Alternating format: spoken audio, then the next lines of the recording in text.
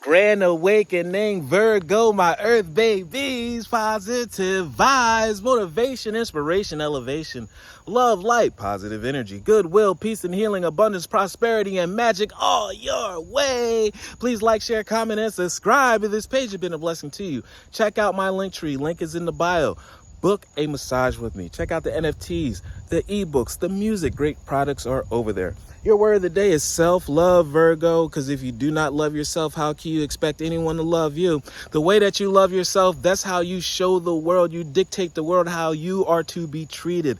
If you treat yourself low, if you treat yourself bad like dirt, the rest of the world is going to see you like that. But if you value yourself as platinum, diamond, gold, to be priceless, the rest of the world will respect you because of how you respect yourself and will treat you as such. Self-love. You are making such a huge difference in people's lives, but you cannot be effective if you don't love yourself. So look in the mirror and say, I love you. Thank you.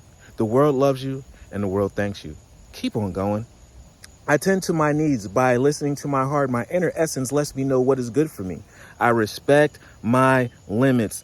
You may have outgrown people, places, things, activities. You have grown into a new being. Don't look back.